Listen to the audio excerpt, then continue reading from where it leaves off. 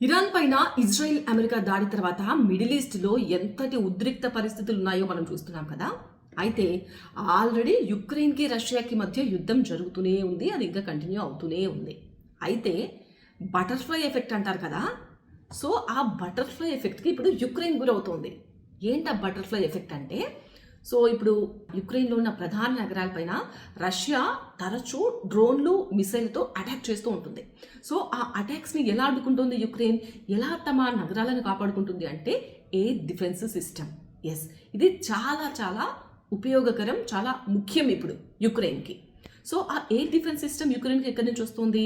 America నుంచి, NATO దేశాల నుంచి కదా.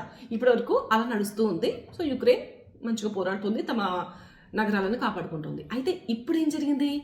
ఇరాన్ ఊరుకోవట్లేదు కదా. ఇజ్రాయెల్ దాడి చేసిన తర్వాత ఇరాన్ కూడా గల్ఫ్ కంట్రీస్ పైన, ఇజ్రాయెల్ పైన దాడులు చేస్తూనే ఉంది. సేమ్ మిసైళ్ళు, డ్రోన్లతో దాడులు చేస్తోంది. సో వాటిని అడ్డుకోవాలంటే ఏం కావాలి? అక్కడ కూడా సేమ్ ఎయిర్ డిఫెన్స్ సిస్టమ్ కావాలి.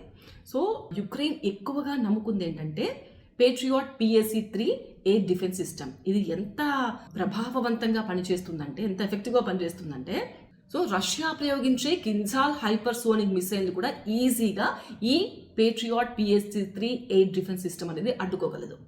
సో ఇప్పుడు ఏం చేస్తుంది? ఇంతకుముందు నేను చెప్పినట్టుగా ఇరాన్ దాడులు చేస్తుంది కదా గల్ఫ్ కంట్రీస్ పైన, ఇజ్రాయెల్ పైన. సో ఇప్పుడు అమెరికా అటువైపు నిలబడింది కాబట్టి ఆ కంట్రీస్ని సేవ్ చేయాలంటే ఈ ఎయిర్ డిఫెన్స్ సిస్టమ్స్ అక్కడికి తరలించాల్సి ఉంటుంది.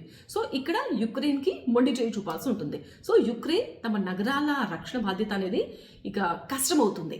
కాబట్టి ఆ యుద్ధం ఎఫెక్ట్ యుక్రెయిన్ పైన చాలా క్లియర్గా పడబోతుంది అనేది ఎక్స్పర్ట్స్ చెప్తున్నారు.